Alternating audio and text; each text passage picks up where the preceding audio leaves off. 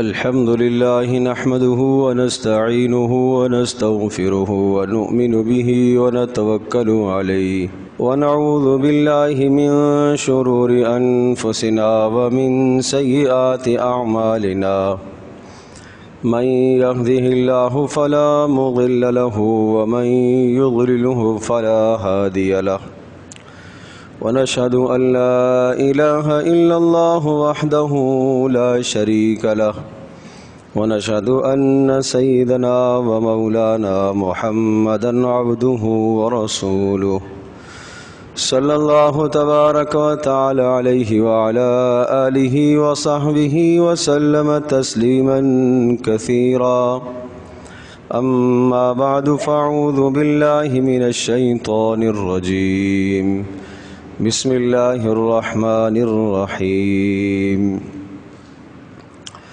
وعاشروهن بالمعروف فإن كرهتموهن فعسى أن تكرهوا شيئا ويجعل الله فيه خيرا كثيرا صدق الله مولانا العظيم رب اشرح لي صدري ويسر لي أمري واحلل عقدة من لساني يفقه قولي اللهم صل على محمد وعلى آل محمد كما صليت على إبراهيم وعلى آل إبراهيم إنك حميد مجيد اللهم بارك على محمد وعلى آل محمد كما باركت على إبراهيم وعلى آل إبراهيم إنك حميد مجيد گرامی قدر حاضرین و سامعین، اللہ تبارک و تعالی نے اس دنیا میں انسان کو ایک آزمائش اور امتحان کے لیے بھیجا ہے، اور چند چیزوں کا اسے اللہ پاک نے حکم دے دیا، اور چند چیزوں سے اللہ پاک نے اسے منع کر دیا۔ جن چیزوں کا اللہ تبارک و تعالی نے اسے حکم دیا ہے ان اعمال کے کرنے کو نیکی کہا جاتا ہے، اور جن چیزوں سے اللہ تبارک و تعالی نے منع کر دیا ان چیزوں سے بچنے کا نام تقوی ہے۔ گویا کہ پورے اسلام کی بنیاد دو باتیں ہیں، نیکی اور تقوی۔ چند چیزوں کے کرنے کا حکم دیا اللہ پاک نے، اور چند چیزوں سے اللہ تبارک و تعالی نے روک دیا۔ تو عرض کر رہا ہوں کہ جن چیزوں کے کرنے کا حکم ہے ان کو نیکی کہتے ہیں، اور جن چیزوں سے اللہ پاک نے منع فرمایا ان سے بچنے کا نام تقوی ہے۔ اور پورے اسلام کا خلاصہ یہ دو ہی باتیں ہیں، نیکی اور تقوی، نیکی اور تقوی۔ ان دو باتوں پر اسلام کی بنیاد ہے۔ اور پھر اللہ تبارک و تعالی نے اس کائنات میں بنی نوع انسان کو پیدا فرمایا، تو اللہ تبارک و تعالی نے مرد اور عورت سے اس کائنات کے نظام کو اللہ پاک نے چلایا۔ حضرت آدم علیہ السلام کو اللہ پاک نے پیدا فرمایا، اور آدم علیہ السلام کی تخلیق کا اور پیدائش کا مقصد ہی دنیا میں انہیں بھیجنا اور اللہ تبارک و تعالیٰ کے احکام کا نفاذ کرنا۔ آدم علیہ السلام کو اسی مقصد کے لیے اللہ نے دنیا میں پیدا فرمایا، اور پھر آدم علیہ السلام کی تخلیق کے ساتھ اللہ پاک نے آدم علیہ السلام کا جوڑا حضرت اماں حوا کو پیدا فرمایا۔ اور قرآن مجید میں اس کا تذکرہ یوں ہے، یا ایھا الناس اعبدوا ربکم الذی خلقکم من نفس واحدہ وخلق منها زوجها وبث منہما رجالا کثیرا ونساء، کہ اس اللہ نے اس خالق کائنات میں ایک جان سے تمہیں پیدا کیا ہے، اور پھر اس ایک جان سے اللہ پاک نے ان کی بیوی حوا کو پیدا فرمایا، اور پھر انسانوں کی نسل کو اللہ پاک نے ان دونوں سے آگے بڑھایا۔ تو ایک مرد اس دنیا میں زندگی گزارنے میں عورت کا محتاج ہے، اور ایک عورت اس دنیا میں زندگی گزارنے کے لیے مرد کی محتاج ہے۔ اللہ تبارک و تعالیٰ نے مرد کے اندر عورت کی ضرورت کو پیدا فرمایا، عورت کے اندر مرد کی ضرورت کو پیدا فرمایا، اور دونوں کی زندگی کو اس طرح سے اللہ پاک نے ایک ساتھ چلایا، اور یہ قیامت تک زندگی اس طرح سے ایک ساتھ چلتی رہے گی۔ کائنات کی ترقی کا بہت بڑا راز اور کائنات کی ترقی کا بہت بڑا ذریعہ دو چیزیں ہیں۔ ان دو چیزوں سے کائنات کو ترقی ملتی ہے، ان دو چیزوں سے افراد کو بھی ترقی ملتی ہے، ان دو چیزوں سے قوموں کو بھی ترقی ملتی ہے۔ ایک مال، اگر مال جائز اور صحیح طریقے سے کمایا جائے اور صحیح طرح سے اسے خرچ کیا جائے، اور دوسرا عورت کا بڑا کردار ہے کائنات کی ترقی میں، مردوں کی ترقی میں اور مردوں کو آگے لے جانے میں اور نسلوں کی تربیت کرنے میں عورت کا بہت بڑا کردار ہے۔ اسلام سے پہلے عورت کی کیا حیثیت تھی؟ رسول اکرم صلی اللہ تعالیٰ علیہ وسلم جس زندگی میں تشریف لائے، آپ علیہ الصلوۃ والسلام کی بعثت سے پہلے عورت کا مقام معاشرے میں کچھ بھی نہیں تھا۔ ایک جس طرح سے ایک جانور کی حیثیت، ایک حیوان کی حیثیت ہوتی ہے، وہ حیثیت گھروں میں ایک عورت کو ہوا کرتی تھی، اور اس عورت کو جس طرح سے چاہا لوگوں نے استعمال کیا، اور جس طرح سے چاہا اس سے فائدہ اٹھایا، اور جب اپنے فائدے پورے ہو گئے تو اسے ایک جانور کی طرح ضائع کر دیا۔ یہ طریقہ کار زمانہ جاہلیت میں حضرت صلی اللہ علیہ وسلم کی بعثت سے پہلے تھا، یہاں تک کہ عورت کا وہ فطرتی زمانہ، فطرت کا زمانہ آتا تھا، جس زمانے میں آج ہم یہ کہتے ہیں کہ عورت نماز نہیں پڑھ سکتی، روزہ نہیں رکھ سکتی، ان ایام کا جب زمانہ آتا تھا تو عورت کو گھر سے باہر نکال دیا جاتا، گھر کے اندر اسے رہنے کی اجازت نہیں ہوتی تھی، اور گھر کے باہر ایک چھوٹا سا جھونپڑا بنا ہوا ہوتا تھا، اور اس جھونپڑے میں اپنے وہ 5 دن 6 دن 10 دن جو گزارنے ہوتے تھے وہ دن وہاں گزارا کرتی تھی۔ کوئی اس کے ساتھ میل جول نہیں، کوئی اس کے ساتھ کھانا پینا نہیں، اسے کوئی چھوتا نہیں تھا، ہاتھ نہیں لگاتا تھا، اس لیے کہ اس کی نجاست سمجھی جاتی تھی، اس کو نحوست سمجھا جاتا تھا۔ اللہ تبارک و تعالی نے اسلام میں عورت کو وہ مقام دیا کہ رسول اکرم صلی اللہ تعالیٰ علیہ وسلم نے اپنے عمل سے، اپنے ارشادات سے یہ سمجھایا کہ اس زمانے کے اندر عورت سے سوائے ازدواجی تعلق کے وہ آپ نہیں قائم کر سکتے، باقی کسی قسم کی کوئی ممانعت نہیں ہے۔ عورت کو گھر میں کھانا بنانے کی بھی اجازت دی، یہاں تک کہ رسول اکرم صلی اللہ تعالیٰ علیہ وسلم نے اپنے عمل سے یہ سمجھایا اور بتایا، جن ایام میں فطرت کے جو ایام تھے، ازواج مطہرات، رسول اکرم صلی اللہ تعالیٰ علیہ وسلم کے سر مبارک کو ازواج مطہرات نے اپنی گود میں رکھ کر یہ ثبوت دیا اور یہ ثابت کیا کہ اس زمانہ میں عورت کی کوئی نحوست نہیں ہے، کوئی غلاظت اور کوئی گندگی نہیں ہے۔ عائشہ رضی اللہ تعالیٰ عنہ ارشاد فرماتی ہیں، میں اس زمانے میں رسول پاک صلی اللہ علیہ وسلم کے سر مبارک کو بھی دھو دیا کرتی تھی، اور میں اس زمانے میں نبی پاک صلی اللہ علیہ وسلم کے سر مبارک میں کنگا بھی کرتی تھی۔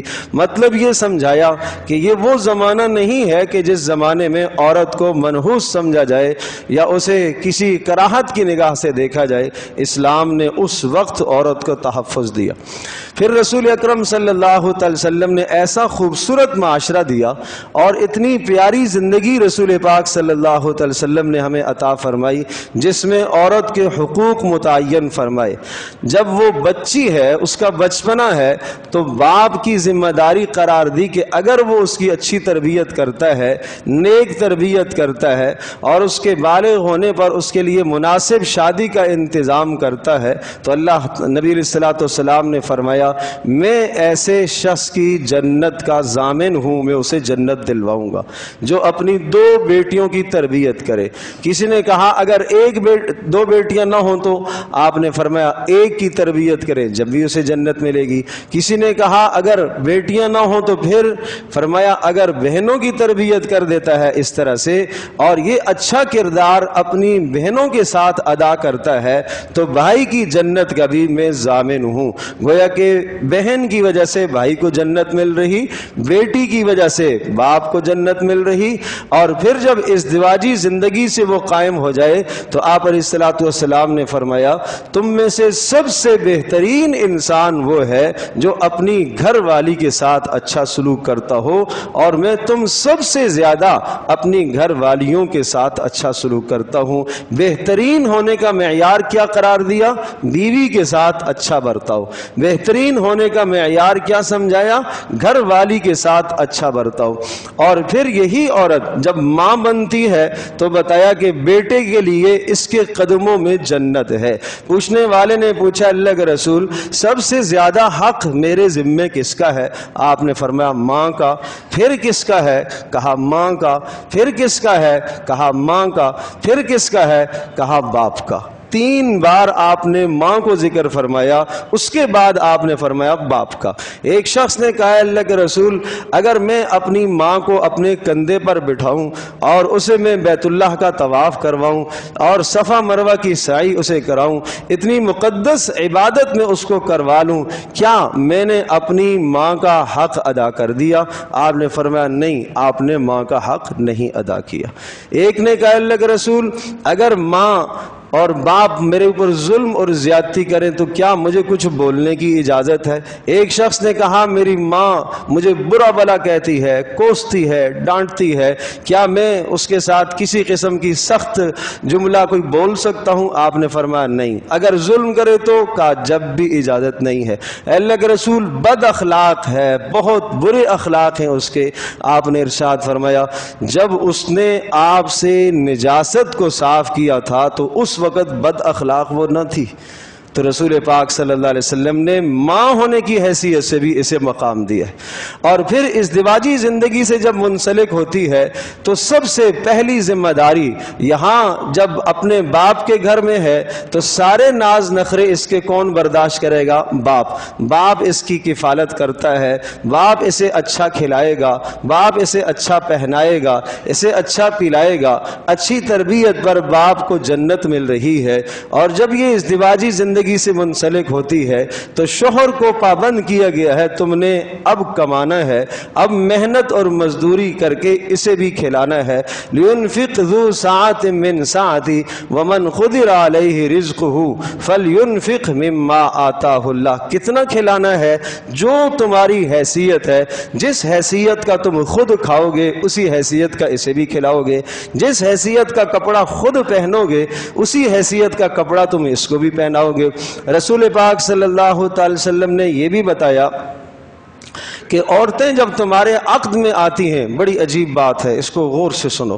آپ نے فرمایا عورتیں جب تمہارے عقد میں ہوتی ہیں تو وہ اللہ کی امان میں ہوتی ہیں. اللہ کی امان میں اس بات کو میں یوں سمجھاتا ہوں کہ حضرت صلی اللہ تعالی وسلم کو جو زمانہ تھا اور عرب میں یہ ہوتا تھا کہ اگر کوئی شخص کسی آدمی کے امن میں آ جاتا، اگر ایک آدمی اعلان کر دیتا کہ فلاں جو شخص ہے اس کی فلاں سے دشمنی ہے لیکن میں نے اس کو امن دے دیا ہے، یہ قانون ہو جاتا تھا جو اعلان کر دیتا تھا کہ میں نے فلاں کو امن دے دیا ہے، پورے ماحول اور معاشرے میں کوئی آدمی اس کو چھیڑ نہیں سکتا تھا، کوئی آدمی اس پر ہاتھ نہیں اٹھا سکتا تھا. کیوں؟ اس لیے کہ اس کو فلاں شخص نے امن دیا ہے. تو رسول پاک صلی اللہ علیہ وسلم نے ارشاد فرمایا جب یہ تمہارے نکاح کے اندر آتی ہیں تو یہ اللہ کے امان میں ہوتی ہیں. اللہ نے ان کو امن دے کر، اللہ نے ان کو حفاظت دے کر تمہارے عقد کے اندر دیا ہے، تمہارے نکاح میں دیا ہے. لہٰذا ان کے معاملے میں اللہ سے ڈرتے رہنا. اگر تم نے ان کے ساتھ کسی بھی قسم کی زیادتی کی تو اللہ تبارک تعالیٰ کے امن کو آپ نے نقصان پہنچایا، اللہ کی دی ہوئی حفاظت کو آپ نے پامال کیا. اور ایک عجیب بات، قرآن مجید میں جہاں طلاق کے مسائل کو ذکر فرمایا، اس قدر کڑے اور سخت مسائل ہیں طلاق کے، کیسے کہ اول تو یہ سمجھایا ابغض المباحات عند اللہ الطلاق، کہ بھئی طلاق کی نوبت نہیں آنی چاہیے، نہیں آنی چاہیے، اس میں عورت کی بے عزتی ہے، بے اکرامی ہے، معاشرے کی تباہی ہے، مت ایسا کرنا۔ اللہ کے نزدیک جتنے بھی جائز کام ہیں ان جائز کاموں میں سب سے زیادہ ناپسندیدہ عمل طلاق کا عمل ہے۔ لیکن اگر کہیں میاں بیوی کے درمیان میں زندگی نہیں گزر پا رہی ہے اور اللہ کی حدود کو دونوں قائم نہیں رکھ رہے تو مرد کو اختیار دیا۔ لیکن اتنا خوبصورت سلیقہ طلاق کا سمجھایا، اتنا بہترین طریقہ طلاق کا سمجھایا، تدریجاً تدریجاً تدریجاً احکام بتائے، کہا پہلے سمجھاتے رہو، سمجھاتے رہو، سمجھاتے رہو، سمجھانے سے اگر بات قابو میں نہیں آتی تو پھر دوسرا طریقہ یہ ہے کہ کچھ وقت کے لیے آپ اس کو الگ رکھ دو، اپنے آپ کو اس سے جدا کر دو، ایک کمرہ الگ کر لو، بستر جدا کر دو۔ اس سے بھی اگر بات نہیں بنتی ہے تو مناسب ڈانٹ ڈپٹ بھی کر سکتے ہو۔ اس سے بھی اگر بات نہیں بنتی ہے تو پھر ایک آدمی اس کے خاندان کا، ایک آدمی تمہارے خاندان کا بیٹھے، تم دونوں کو بیٹھائے، دونوں کی باتوں کو سنے اور سن کر وہ فیصلہ دے کہ بھئی تمہاری زندگی آپس میں گزر نہیں سکتی۔ پھر حکم ہے مرد ایک پاکی کے زمانے میں ایک مرتبہ لفظ طلاق بول دے اور 3 ماہ جب تک گزریں گے نہیں اس وقت تک یہ اس سے جدا نہیں ہوگی۔ 3 ماہ کے اندر اندر اسے بھی اختیار ہے، اگر وہ اپنی بات پر شرمندہ اور نادم ہو جاتی ہے مرد اس کو واپس لے سکتا ہے، مرد اپنی رائے پر نظر ثانی کر لیتا ہے، یہ اسے واپس لے سکتا ہے۔ بس اتنا کہہ دے گا میں نے رجوع کیا، کہیں محلے میں کہیں معاشرے میں کسی کو پتہ بھی نہیں چلے گا۔ اس طرح سے یہ طلاق کے احکام سمجھائے۔ اور جہاں طلاق کے احکام سورۃ البقرہ میں اللہ نے بیان فرمائے ہیں، 6 مرتبہ اس لفظ کو اللہ نے دہرایا، تلک حدود اللہ، حدود اللہ، حدود اللہ، حدود اللہ، اللہ کی حدیں ہیں، اللہ کی حدیں ہیں، مردو فلا تعتدوها، اللہ کی حدوں کو پامال نہیں کرنا، عورت کے ساتھ زیادتی کر کے اللہ کی حد کو پامال مت کرنا، عورت کے ساتھ ظلم کر کے اللہ کی حد کو پامال نہ کرنا۔ وَمَن يَتَعَدَّ حُدُودَ اللَّهِ فَقَدْ ظَلَمَ نَفْسَهُ، جو اللہ کی حد کو پامال کرے گا، ظلم اور زیادتی کرے گا اپنے گھر کے اندر عورت کے ساتھ، اس نے اللہ کی حد کو پامال کر کے اپنے اوپر ظلم کیا۔ دیکھنے میں اس پر ظلم کر رہا لیکن حقیقت میں وہ اپنے اوپر ظلم کر رہا۔ اس طرح سے حقوق سمجھائے۔ ادھر جہاں میراث کی بات آئی تو میراث کے احکام سمجھائے، للذکر مثل حظ الانثیین، تفصیل سے میراث کے احکام۔ عورت کی میراث کو بنیاد بنا کر اس پر مردوں کی میراث کی عمارت کھڑی کی گئی، عورت کی میراث کو اصل قرار دیا گیا۔ اسے تو ملنی ہی ملنی ہے، اسے تو تم نے دینا ہی دینا ہے، اور اگر اس کو تم نہیں دو گے تو یہ زیادتی اس کے ساتھ کرو گے۔ جہیز تم مت اسے دو، کوئی ضروری نہیں ہے، کوئی فرض نہیں، کوئی واجب نہیں، اسے جو اس کا حق ہے میراث میں باپ کی طرف سے، ماں کی طرف سے جو جائیداد بنتی ہے اس جائیداد میں اس کا حصہ رکھو۔ اسی طرح سے پھر یہ سمجھایا، مردوں کو حکم دیا، وَآتُوا النِّسَاءَ صَدُقَاتِهِنَّ نِحْلَةً، مہر ان کا لازمی دو۔ اگر مہر تم نہیں دو گے اور مہر دیے بغیر تم نے ساری زندگی گزار دی اسی طرح سے، تو یاد رکھنا ساری زندگی تم نے مہر نہ دیا، دینے کا خیال بھی نہ آیا، تو قیامت کے دن اللہ کے دربار میں تم زنا کے جرم میں گرفتار کر کے لا جاؤ گے۔ اتنا سمجھایا، یہ عورت کو حقوق دیے اسلام نے۔ اتنا تحفظ ہے، اتنا تحفظ ہے۔ اور یہاں ارشاد فرمایا کہ فَإِن كَرِهْتُمُوهُنَّ فَعَسَىٰ أَن تَكْرَهُوا شَيْئًا وَيَجْعَلَ اللَّهُ فِيهِ خَيْرًا كَثِيرًا، اگر تمہیں کبھی عورت کی بات ناپسند ہو جائے، اس کی کوئی خصلت تمہیں اچھی نہ لگے تو صبر سے زندگی گزار لینا، صبر سے زندگی گزارنا۔ اللہ کہہ رہا ہے وَعَاشِرُوهُنَّ بِالْمَعْرُوفِ، اخلاق کے ساتھ زندگی اس کے ساتھ گزارنا۔ اللہ سفارش کر رہا ہے، اللہ سفارش کر رہا ہے۔ یوں سمجھیے کہ کوئی علاقے کا بڑا آدمی کسی شخص کے معاملے میں سفارش کرے، بھائی میں سفارش کر رہا ہوں، اللہ تبارک و تعالیٰ سفارش کر رہا، وَعَاشِرُوهُنَّ بِالْمَعْرُوفِ، اللہ کے نبی کہہ رہے میں تمہیں وصیت کر رہا ہوں کہ عورتوں کے ساتھ اچھا سلوک کرنا، میری وصیت کو عورتوں کے حق میں تم قبول کر لو۔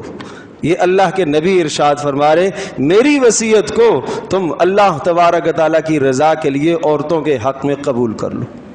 تو کس قدر حقوق عطا فرمائے، اور اسی طرح سے یہ ارشاد فرمایا وَلَهُنَّ مِثْلُ الَّذِي عَلَيْهِنَّ بِالْمَعْرُوفِ، بڑے حقوق ہیں عورتوں کے، جس طرح سے مرد کے حقوق ہیں عورت کے ذمے، اسی طرح سے مرد کے ذمے بھی عورت کے حقوق ہیں، وہ حقوق ادا کرے۔ لا تضار والدۃ بولدها، خدا نہ خواستہ اگر جدائی کی نوبت آ جاتی ہے تو اس جدائی کی وجہ سے کہیں ایسا نہ ہو کہ عورت سے اس کا بچہ نہ چھینا جائے، اگر وہ دودھ پلانا چاہتی ہے تو اسے پلانے دیا جائے، اس ماں کو اس بچے کی وجہ سے اذیت نہ دی جائے، یہ حقوق سمجھائے۔ وَعَلَى الْمَوْلُودِ لَهُ رِزْقُهُنَّ وَكِسْوَتُهُنَّ بِالْمَعْرُوفِ، اور جب تک یہ ماں دودھ پلا رہی ہے، جدائی گو کہ ہو گئی ہے دونوں کے درمیان میں، تب بھی جب تک یہ دودھ پلا رہی ہے، اس کے نان نفقے، اس کی رہائش کا، اس کے اخراجات کا تمام تر بندوبست شوہر کے ذمے ہے، مرد کے ذمے ہے۔ بچے کا باپ وہ سارے اخراجات اٹھائے گا، اگر وہ نہیں ہے تو بچے کا دادا اٹھائے گا اخراجات، اگر وہ بھی نہیں ہے چچا اٹھائے گا اخراجات، وہ نہیں ہے تایا اٹھائے گا، خاندان کا کوئی آدمی تمام تر کفالت اپنے ذمے لے کہ اس ماں کے تمام اخراجات خاندان والے اٹھائیں گے۔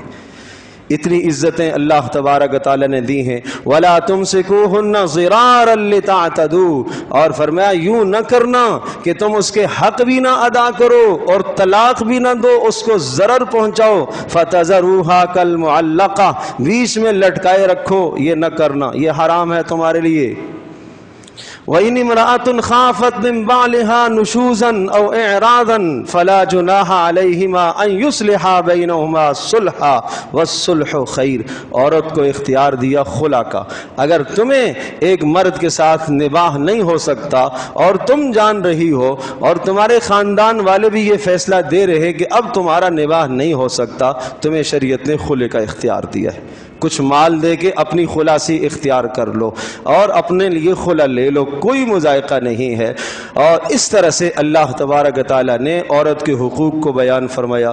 سورۃ النساء کے اندر، سورۃ النساء کے دو حصے ہیں، ایک حصہ عورت کے حقوق، سورۃ البقرہ کا ایک بہت بڑا حصہ عورت کے حقوق بیان کرتا ہے، سورۃ النور عورت کے حقوق بیان کرتی ہے، سورۃ الاحزاب میں ایک بہت بڑا حصہ عورت کے حقوق، سورۃ الطلاق مکمل طور پر عورت کے حقوق کو بیان کرتی ہے۔ اتنے حقوق اللہ پاک نے ذکر فرمائے، اور اگر کوئی شخص اس پر تہمت لگاتا ہے، بلا وجہ بدکاری کی تہمت لگاتا ہے، زنا اور بے حیائی کی تہمت لگاتا ہے، تو قرآن کہتا ہے والذین یرمون المحصنات ثم لم یأتوا بأربعۃ شہداء فاجلدوہم 80 جلدہ ولا تقبلوا لہم شہادۃ ابدا، اگر کسی شخص نے، کسی مرد نے کسی نیک پاک دامن پر تہمت لگائی ہے بے حیائی کی، تو اس کو 80 کوڑے کی سزا دی جائے گی، اور معاشرے میں وہ شخص گواہی کا قابل نہیں رہا، کبھی بھی اس شخص کی گواہی قبول نہیں کی جائے گی، ہمیشہ کے لیے مردود و شہادت ہے، اس کی گواہی رد کر دی جائے گی، عدالت میں اس کی گواہی قبول نہیں ہوگی، اس لیے کہ اس نے ایک عورت پر تہمت لگائی ہے۔ ان الذين يرمون المحصنات الغافلات المؤمنات لعنوا في الدنيا، فرمایا جو تہمتیں لگاتے ہیں عورتوں پر، بے حیائی کی، زنا کی، بدکاری کی تہمتیں لگاتے ہیں، فرمایا دنیا میں ان پر اللہ کی پھٹکار ہوگی، لعنت ہوگی اللہ کی طرف سے، اور آخرت میں سخت عذاب ان کے لیے ہوگا۔ یہ سارے حقوق اللہ نے اس کے لیے ذکر فرمائے۔ اب اس کی کیا ذمہ داری ہے؟ یہ تو سب کچھ اس کا تحفظ ہے، اسے کیا ذمہ داری دی ہے وہ بھی چند باتیں ذہن نشین فرما لیں تاکہ وہ بھی اندازہ ہو کہ عورت کو اللہ نے کیا ذمہ داری دی ہے۔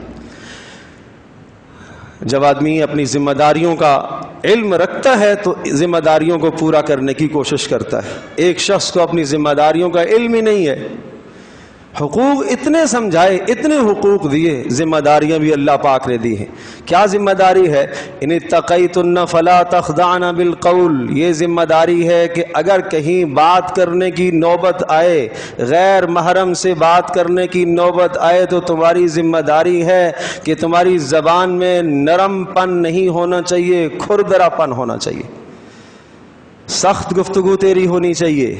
کیوں؟ اس لیے تیرے پیچھے عزت مند تیرا بھائی ہے، تیرا باپ ہے، تیرے پیچھے تیرا عزت مند خاندان ہے، تیرا خاندان یہ گوارا نہیں کرتا کہ کسی غیر محرم کے دل میں تیرے بارے میں برا وسوسہ اور خیال آئے۔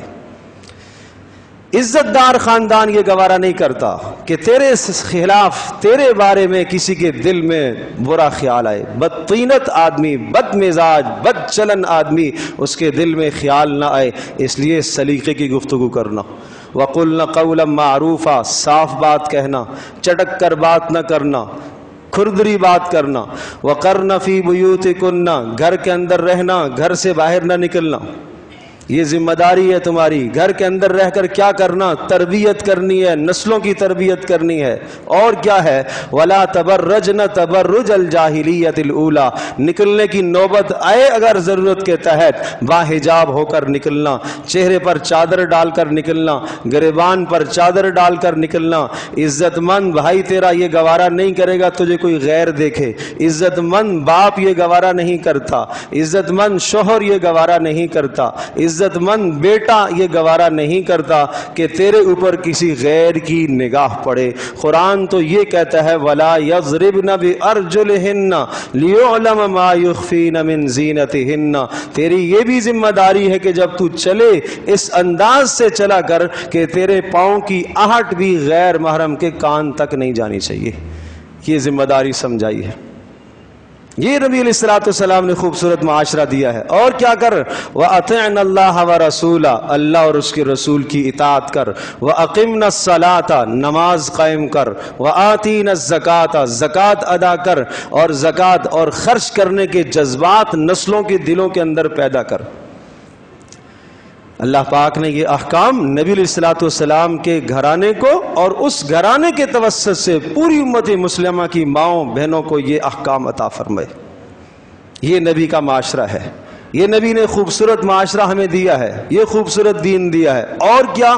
وَاذْكُرْنَ مَا يُتْلَى فِي بُيُوتِكُنَّ مِنْ آيَاتِ اللَّهِ وَالْحِكْمَةِ، اپنے گھروں کے اندر قرآن کی تلاوت کرتی رہنا، اپنے ایمان کو جلا بخشتی رہنا، گھر کے اندر نبی کی سیرت کے تذکرے کرتی رہنا، گھر کے اندر عائشہ صدیقہ، حفصہ، میمونہ رضی اللہ عنہن کے تذکرے ہوتے رہیں، فاطمہ کے تذکرے ہوتے رہیں۔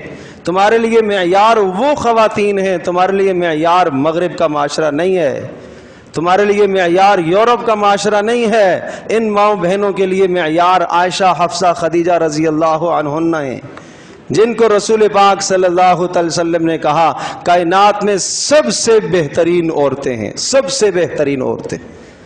تو سب سے بہترین عورتوں کی جو زندگی ہے اس کو چھوڑ کر، اس زندگی کو چھوڑ کر سب سے بدترین، جن کو قرآن جانور کہتا ہے، اولئک کالانعام، جو اللہ کی حق بات کو سننے سے قاصر، اللہ کی حق بات کو دیکھنے سے قاصر، بولنے سے قاصر، رب کا تعارف جن کے پاس نہیں، نبی کا تعارف جن کے پاس نہیں، جو نبی کو نہ پہچانے، جو رب کو نہ پہچانے، جس عظیم الشان نبی کو جانور بھی پہچانتے تھے کہ یہ اللہ کا رسول ہے، یہ خاتم المرسلین ہے، یہ اللہ کا رسول ہے، اس نبی کی سیرت کو جو نہ پہچانے، وہ معاشرے کے اندر کیا انسان کہلانے کا لائق ہے؟ اور ایسے معاشرے کے پیچھے آدمی چلے اور اس زندگی کے پیچھے انسان اپنی زندگی کو، ان لوگوں کو، یورپ والوں کو، اس بدترین معاشرے کو جہاں ماں کی تمیز نہیں، بہن کی تمیز نہیں، بیٹی کی تمیز نہیں، وہ سب تمیزوں سے عاری ہو چکے ہیں، اس معاشرے کو ہم معیار قرار دیں، وہ ہمارے لیے معیار بنے گا؟ کیا قیامت کے دن رسول پاک صلی اللہ علیہ وسلم کو ہم جواب دیں گے کہ کیا ہمارے لیے رسول پاک صلی اللہ علیہ وسلم کا گھرانہ معیار نہیں تھا؟ آپ کی ازواج مطہرات جو ہماری مائیں تھیں وہ ہمارے لیے معیار نہیں تھیں؟ رسول پاک صلی اللہ علیہ وسلم کی بیٹیاں ہمارے لیے معیار نہیں تھیں؟ یہ معاشرہ ہمارے لیے معیار ہے۔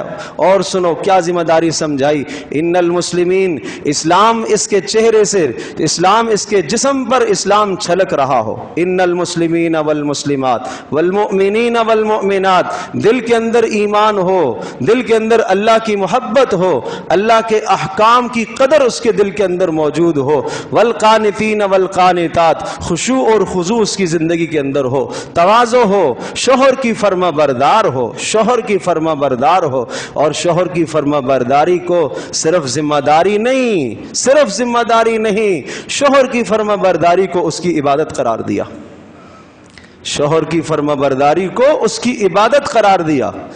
اللہ کے نبی صلی اللہ علیہ وسلم نے ارشاد فرمایا، 5 وقت کی نماز اگر پڑھ لیتی ہے، رمضان کے روزے رکھ لیتی ہے، جائز معاملات میں شوہر کی اطاعت کر لیتی ہے، جنت کے 8 دروازے اس کے لیے کھلے ہوئے، جہاں سے چاہے داخل ہو جائے۔ یہ عبادت ہے، یہ گھر کی زندگی عبادت ہے۔ جب اس عبادت کی زندگی سے آری ہو کر وہ آزادی چاہتی ہے، باہر نکلتی ہے، روڈ پر آتی ہے، آزادی چاہتی ہے، تو پھر یہ کون سی آزادی ہے؟ باپ سے آزادی چاہتی ہو، ماں سے آزادی چاہتی ہو، شوہر سے آزادی چاہتی ہو، خاندان سے آزادی، کون سی آزادی ہے؟ اتنی خوبصورت زندگی گھر کی، اتنی پیاری زندگی گھر کی، جب گھر کے اندر اس کا وہ گرم سالن گرم کرنا بھی باعث عبادت، اس کا گھر کے اندر بستر جھاڑنا بھی باعث عبادت، اس کا بچوں کی تربیت کرنا بھی باعث عبادت، یہاں تو عبادت، اور یہی کام جا کے باہر کے معاشرے کے اندر ملازمت اور مزدوری کے طور پر کرے اور اس کو وہ آزادی سمجھے، یہ کون سی آزادی ہے؟ اپنے بچوں کی تربیت صرف ذمہ داری نہیں، عبادت ہے۔ شوہر کی خدمت گزاری صرف ذمہ داری نہیں، عبادت ہے۔ اور اس عبادت سے، اس سے اگر عاری ہو کر باہر کی زندگی میں وہ جاتی ہے تو وہ تو اس کے لیے ذلت اور خواری ہے، وہ ذلت اور خواری کی زندگی ہے۔ اور عجیب بات بتاؤں، قرآن میں جہاں حجاب کا حکم عورت کو دیا گیا تو وہاں حجاب کے حکم میں، پردے کو حکم میں ایک جملہ ہے، ذَلِكَ أَدْنَىٰ أَن يُعْرَفْنَ فَلَا يُؤْذَيْنَ، کہا یہ پردہ یہ آزاد خواتین کی پہچان ہے۔ اور اس زمانے کے اندر ایک باندیاں ہوتی تھی، لونڈیاں ہوتی تھیں، لونڈیوں سے جن کے پیچھے ان کا عزت مند باپ نہیں، بھائی نہیں، شوہر نہیں، ان سے جدا ہونے کے لیے تمہیں پردے کا حکم دیا گیا۔ تمہارے پیچھے خاندان ہے، تمہارے پیچھے عزت دار خاندان ہے۔ اور پھر ارشاد فرمایا والصادقین والصادقات، جو ایمان دل کے اندر ہے، زبان میں وہ ایمان ہو، عمل میں وہ ایمان ہو، سچ بولنے والی ہو، والصابرین والصابرات، صبر اس کی زندگی میں موجود ہو، والخاشعین والخاشعات، تواضع عاجزی اس کی زندگی میں ہو، والمتصدقین والمتصدقات، اللہ کی راہ میں خوب مال خرچ کرنے کے جذبے ہوں، والصائمین والصائمات، اور اسی طرح سے روزے کا اہتمام گھروں کے اندر ہو۔ نسلوں کی تربیت عبادات سے ہوتی ہے، عمل سے تربیت ہوتی ہے، قرآن کی تلاوت سے نسلوں کی تربیت ہوگی، یہ نیکی کا اثر نئی نسلوں کے اندر پیدا ہوگا۔ اور والصائمین والحافظین فروجہم والحافظات، اپنی عزتوں کی حفاظت کریں گے، یہ ذمہ داریاں سمجھائی ہیں۔ والذاکرین اللہ کثیرا والذاکرات، اور اللہ کا ذکر کثرت سے کریں، خوب اللہ کو یاد کریں۔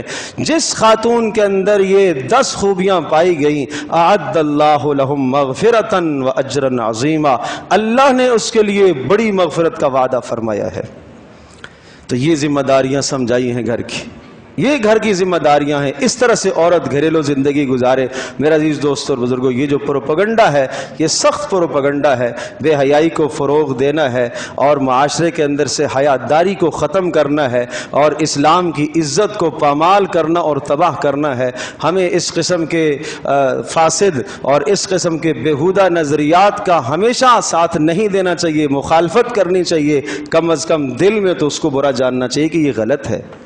جو قرآن نے عورت کو حقوق دیے، ذمہ داریاں دی، وہ سب سے بہترین ذمہ داریاں، جس مالک نے بنایا، جس اللہ نے پیدا کیا، وہ جو ذمہ داریاں دے رہا، وہ جو حقوق دے رہا، وہ حقوق سب سے بہترین ہے، وہ حقوق سب سے بہترین، وہ ذمہ داریاں سب سے بہترین ہیں۔ تو یہ سمجھنے کی ضرورت ہے۔ اللہ تبارک و تعالی ہم سب کے لیے سمجھنا عمل کرنا آسان فرمائے۔